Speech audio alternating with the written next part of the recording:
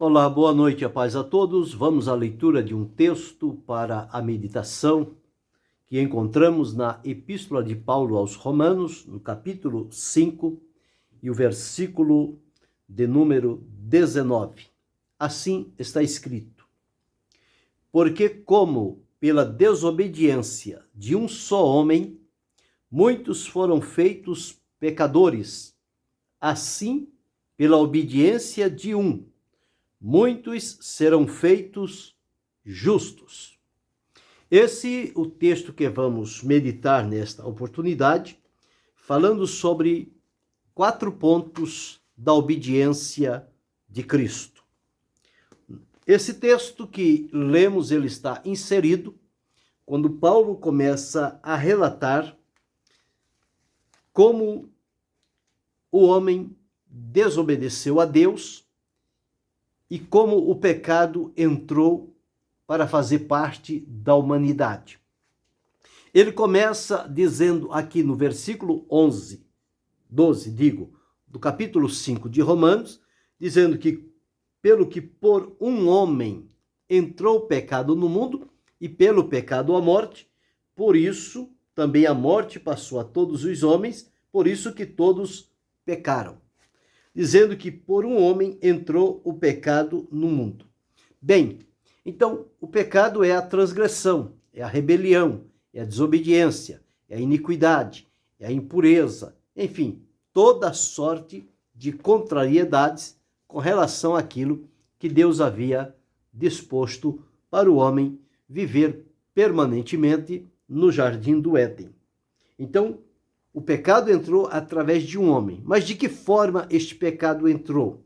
Aqui no versículo que li, o versículo 19 diz: como pela desobediência de um só homem, muitos foram feitos pecadores. Então foi através da desobediência de um único homem que estava na presença de Deus, criado sua imagem, conforme sua semelhança, e que havia recebido de Deus a orientação sobre o cuidado e a prudência que ele deveria ter diante daquele jardim em atentar para o que Deus lhe havia dito. Deus colocou uma única restrição.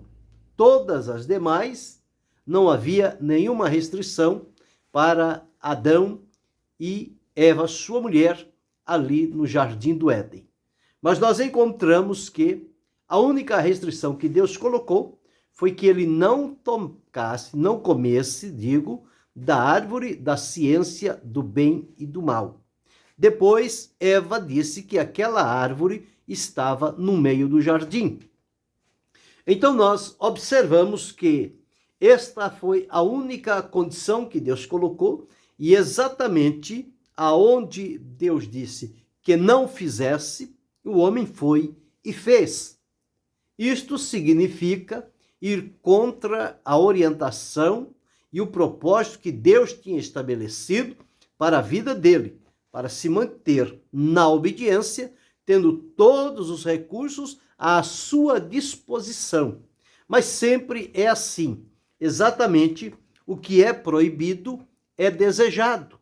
E, portanto, as pessoas, muitas das vezes, quando a coisa está livre para participar, as pessoas não sentem tanto interesse e desejo. Mas quando se diz isto é proibido, então cria-se uma curiosidade no coração das pessoas e eles ficam tentados àquilo, cedem à tentação e procuram a todo custo, ir ao encontro daquilo que realmente não é permitido. Então, foi exatamente o que aconteceu aqui. Deus disse, não comerás. E ainda avisou qual seria a consequência. Se Deus tivesse dito, não comerás da árvore da ciência do bem e do mal, mesmo assim, Deus já tinha advertido. Mas a orientação de Deus, ela foi completa. Deus nunca faz nada pela metade. Deus disse para não comer porque no dia em que dela comeres, certamente morrerás. Então Deus avisou e disse qual era a consequência se eles comessem daquela árvore. Então, quando ele lançou mão e comeu do fruto daquela árvore, significa que ele praticou uma desobediência a uma orientação de Deus, porque Eva foi induzida por Satanás, personificado numa serpente falante, e comeu e deu a Adão, e ele também comeu. E Deus então cobrou dele, porque Deus deu a ele a determinação de não comer. E, portanto, ele deveria ser mais cuidadoso. Portanto, falhou nesta parte e, falhando, então, ele desobedeceu. Ao desobedecer, nós encontramos aqui que pela desobediência de um só homem, muitos foram feitos pecadores. E na condição de pecadores, nós lemos aqui que por um homem entrou o pecado no mundo e pelo pecado a morte. Então veja, a desobediência selou o pecado praticado diante de Deus e este pecado trouxe como a sua consequência a morte. E diz que a morte passou a todos os homens, por isso que todos pecaram.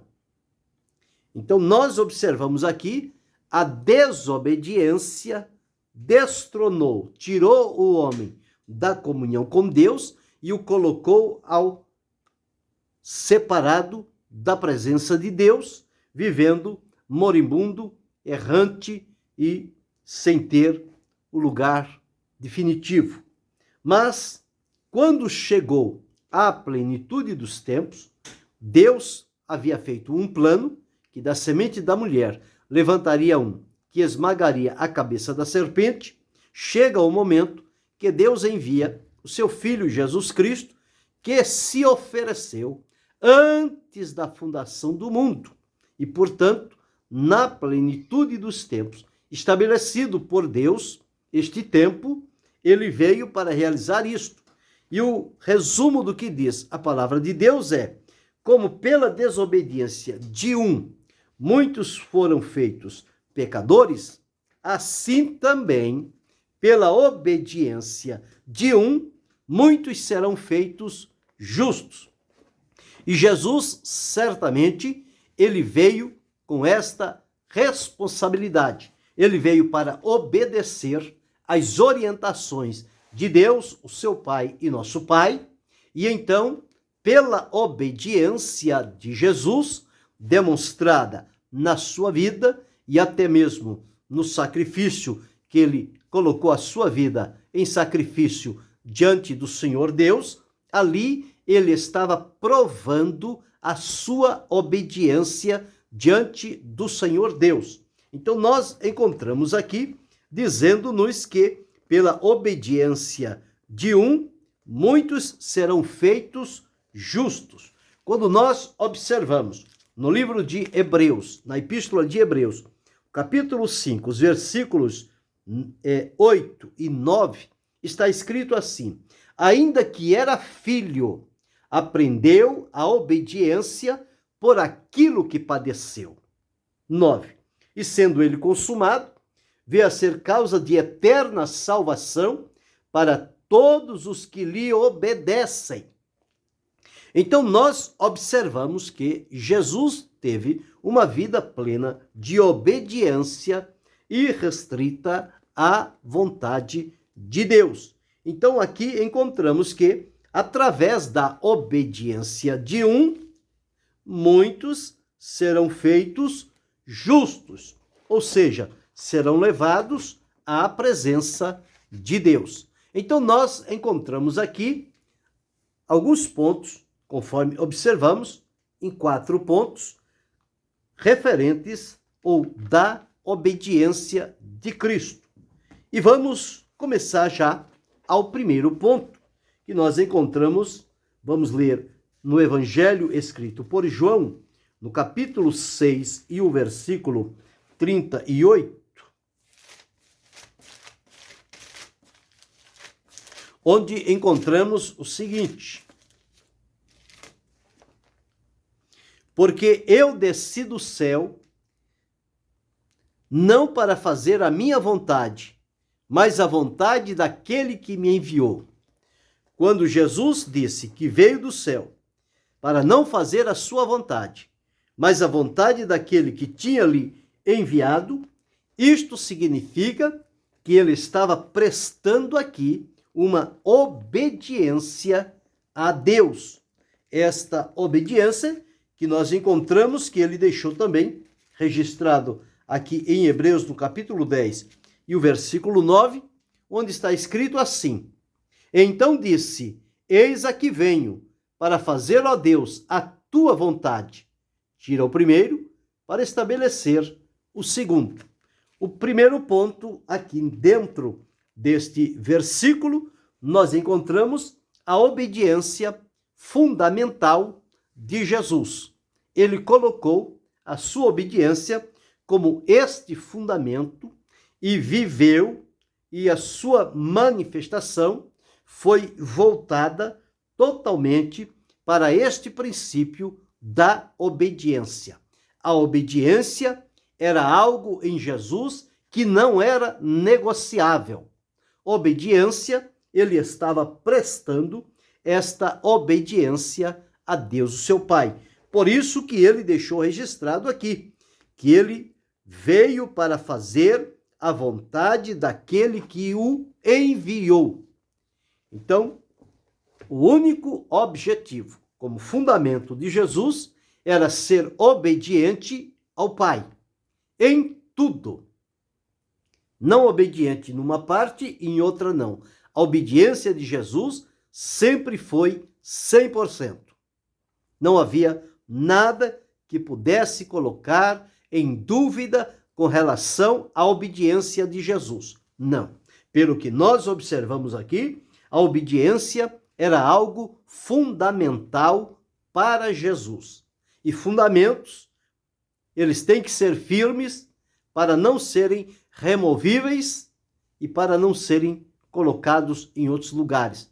E através do fundamento que se estabelece, é onde a pessoa consegue manter-se centrado no propósito para o qual está sendo encaminhado pelo Senhor. No caso de Jesus, para fazer a vontade de Deus. E a vontade de Deus era que Jesus manifestasse aqui o amor de Deus perante as pessoas e com o tempo exato permitido por Deus, a sua vida, ele a entregasse como sacrifício em favor da humanidade.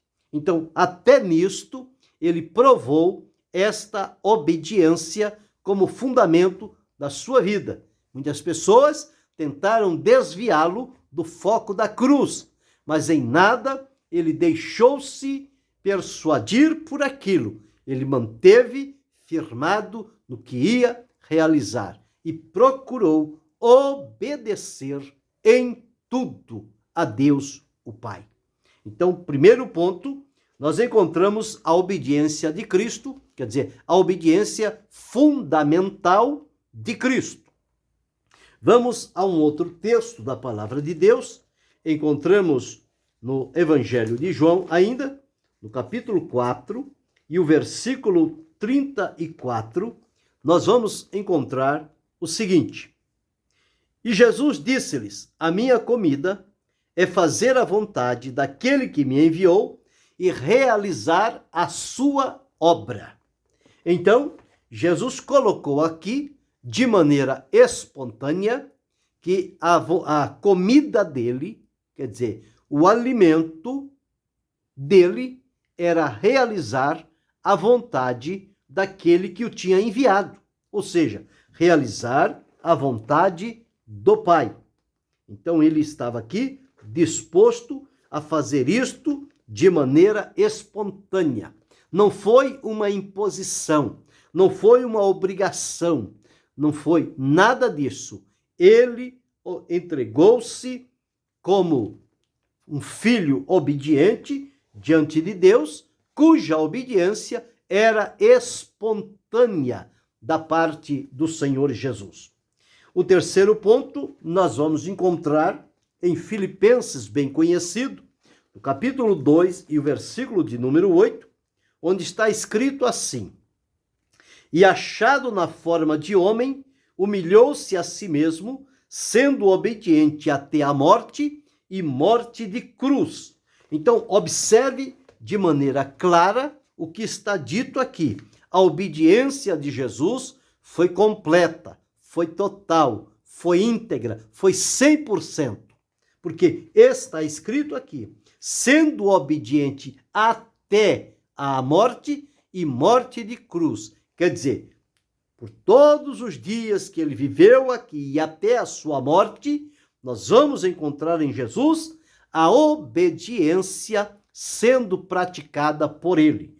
E esta obediência é a obediência completa. Jesus não dividia a obediência ao Pai com outras coisas. Não. O objetivo dele era prestar obediência completa ao Pai. E quando observamos também aqui agora o quarto ponto, nós vamos encontrar no Evangelho de João, no capítulo 8 e o versículo de número 28, que vai nos dizer da seguinte forma, 8 e 28. Disse-lhes, pois, Jesus, quando levantardes o Filho do Homem, então conhecereis quem eu sou e que nada faço por mim mesmo, mas falo como o Pai me ensinou. Então, Jesus não fazia nada de si próprio, mas ele fazia o que recebia do Pai. Ele falava conforme o Pai lhe havia ensinado. Aqui nós encontramos o quarto ponto da obediência de Cristo, a obediência incondicional. Não havia nenhuma condição, ela era incondicional. Ele se dispôs a obedecer. E a nossa felicidade, conforme lemos no versículo inicial, Romanos capítulo 5, o versículo 19, onde ficou dito o seguinte, que assim como, porque como pela desobediência de um só homem muitos foram feitos pecadores, assim pela obediência de um, muitos serão feitos justos. E este um que obedeceu foi Jesus Cristo, o único que cumpriu tudo aquilo quanto Deus o Pai lhe havia determinado. Jesus não deixou nada a desejar. Jesus não deixou nada por fazer.